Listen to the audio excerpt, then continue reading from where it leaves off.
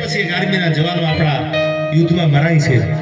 3 જણા ખાલી વેધમ ભાઈઓ, 3 જણા બોર્ડર ઉપર બધા યુવાનો હતા. એક પછી એક બંદૂકની ગોળીએ વિધાતા જાય અને 3 જણા વધ્યા. એમાં 3 જણાનું નામ તમને આપું. નેગી સાહેબ, જસવંતસિંહ રાવત અને ગોપાલ ગોસાઈ. આ 3 વધેલા અને ફરી બંદૂકે ચીનની આર્મી સામે લડતા હતા. ભારતનો નશો હતો જેને, દેશનો વતનનો નશો હતો જેને, સાહેબને મરતા દમ તક સુધી પાછી પાની કરી નહીં. ઢાળી છૂટે બંદૂકોમાંથી ગોળીઓ છૂટતી હતી. હવે સાંભળજો, આને વતનનો નશો કહેવાય. 2 પેક માર્યા પછી બજારમાં લથડિયા ખાતા હોય ને નશો ન કહેવાય યાર. એ નશો તો કોક ઉતારી દે. વતનનો નશો કોઈનાથી ઉતરે નહીં. દેશને પ્રેમ કર્યો છે આ માણસો, એટલે આ વાતને હું કરું છું. આ 3 યુવાનો લડતા હતા. 1 કલાક, 2 કલાક, 3 કલાક, 4 કલાક, 12 કલાક વગી પાણીનું ટીપું મોઢામાં પડેલું નહીં. અને ઘડીક આઈથી ભડાકો થાય, ઘડીક આ બાજુ દોડતો જાય. એમ કરતા જસવંતસિંહ રાવત નામનો યુવાન એક પછી એક દુશ્મનને ગોળીઓ મારતો જાય, ઢબેડતો જાય. 72 કલાક ચીનની આર્મીને ડગલું આગળ દેવાનું દીધું. 2000 સૈન્ય હતું ચીનનું, ચીન આર્મીનું 2000 નું સૈન્ય હતું. એને ઊભું રાખી દીધું અને 72 કલાક સુધી એને ડગલું ભરવા ન દીધું. પછી ખબર પડી ગઈ દુશ્મનને કે ખાલી એકલો મરદ માણા લડે છે. અને એ કોણ છે? જેનું નામ હતું જસવંતસિંહ રાવત. ચીનની આર્મી એને જીવતા કેદ કર્યા. કેદ કરીને એનું સંકલન કરવામાં આવ્યું, એનું માથું ઉતારી લેવામાં આવ્યું.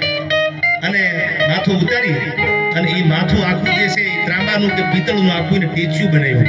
અને ચીનની આર્મીએ ભારત મોકલ્યો અને એટલું કીધું કે અમે આજથી સુધી બધા યુદ્ધો કર્યા છે બધાની હારે, પણ 72 કલાક સુધી અમને બોર્ડર સામું જોવા ન દીધું. એને અમે સલામ મારી છે. દુશ્મન આનું નામ કહેવાય.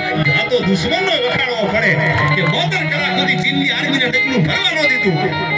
એને અમે તો સલામ કરી છે.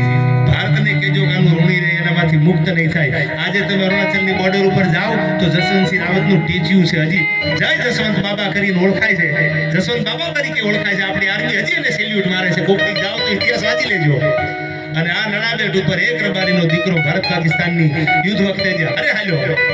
અને ટૂંકી વાત કરી દો. અમે વાત તમને કરી આપણા ગુજરાતની વાત કરું. એક એવો યુવાન, ગુજરાતનો યુવાન 71 યુદ્ધમાં એ આપણી આર્મીમાં છે. એનું નામ હતું નાગાજણ સિસોદિયા. પોરબંદર બરડો, મોઢવાડા ગામ. અને આફ્રિકાના નાઈરોબીમાં એ માણસનો જન્મ થયેલો.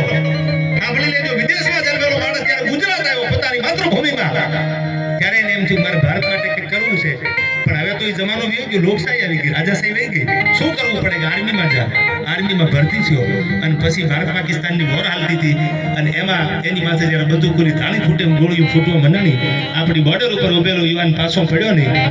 પાકિસ્તાનની આખી વ્યૂહરચના જાણીને પાછો આવતો અને જ્યારે ગોળીઓ છૂટી ત્યારે હામી છાતી એને ગોળીઓ ખાધી અને મરવાના છેલ્લા શ્વાસ હાલતા હતા ત્યારે એના ભાઈબંધના ખોળામાં માથું મૂકીને એટલું કીધું કે ભાઈ હવે હું જાજુ જીવીશ નહીં.